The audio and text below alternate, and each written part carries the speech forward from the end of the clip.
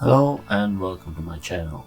Today I'm going to share with you a few Affinity Designer tips that may come in handy. First of all, edit all layers button. It's right here, and what it does is say you create a bunch of shapes like this, and we gotta put them inside the layer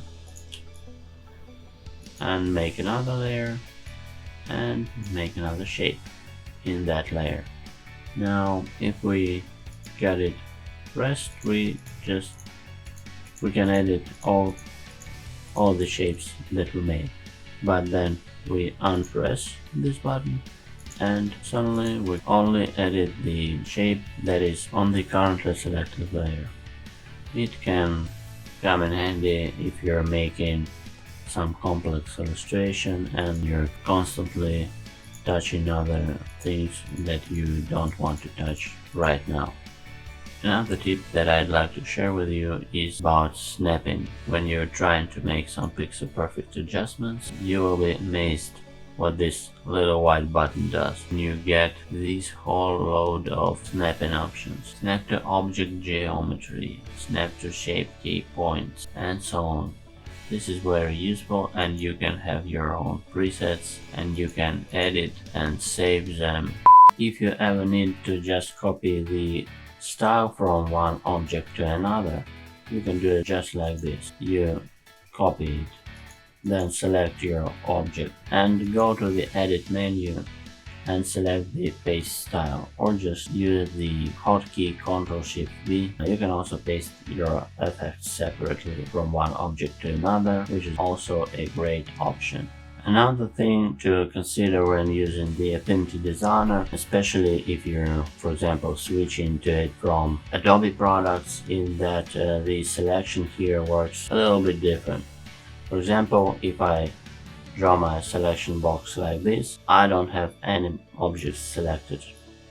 In Affinity Designer, to select something, you need to have it covered with your selection box. To fix this, we can go to Edit, Preferences, and then to Tools menu. And here you have this checkbox, Select Object when it intersects with the selection marquee. We check it, and now, as you can see, this works just like in the Adobe Illustrator. Another great feature of Affinity Designer that you have at your disposal is the isometric grids. You can access it by going through the View, Studio, and then selecting isometric. In order for it to work, you need to have your grid set up first. So let's just select the default and now make some isometric figure. As easy as just clicking on those buttons, and we can enable snapping, and you can obviously enable grid to see what you're currently working with. You can enable grid snapping, obviously, and so on. Yeah. Another great feature of Affinity Designer is that it combines vector graphics with raster. Let me show you. It has this concept of personas. In the designer persona, you do your standard vectors, but then if you switch to the pixel persona, you can do what you usually do in some different piece of software. It also enables you to do your sketching in the pixel persona and then transferring it into vector graphics like I did in one of my Speedpaint videos. I'll leave the link to that video in the description. So as you can see, you can just draw basically inside your selected shape. We can draw in this one too. We can add a pixel layer and drag it over here and draw just anywhere on our canvas. And then you also have the selection of all kinds of brushes, as you can see. And they're pretty cool ones, and if you saw my video about making buttons, this tool is quite powerful. It all sits inside one program, which is just fantastic. Usually for such things, if you work with Adobe products, you would need to switch to Photoshop, then switch back to the Illustrator, and going back and forth is just, well, why? When you can just have it all inside one nice program.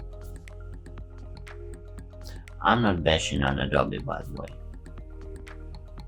You can make use of the layer blending modes to achieve some interesting results in your project. You see this drop down right here.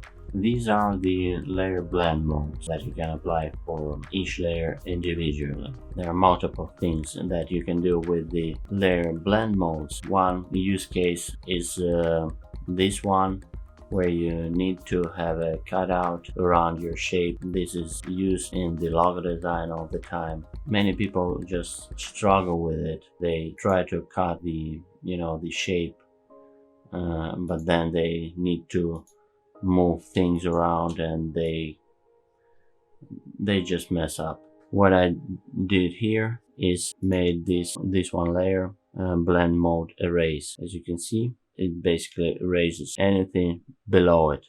So below it is this layer, and it gets erased. And this one's just on top of it, and to move around I just select both of them. This is just quick and dirty and real easy to do. Oh, and by the way, this is fully transparent. Yet another great option in the Affinity Designer is Export Persona. In the Export Persona, you can create such thing called slices. They are made from your layer, and you can make some slices like so. And then you can also enable the continuous export. And what it does is continuously update your sliced images when you do any changes in the designer. It saves a lot of time. Instead of you clicking all those buttons, re-exporting everything. You just have this, you set it up once and you're done. So these are my tips on how to use the Affinity Designer more effectively. I hope you like it, and see you in the next one.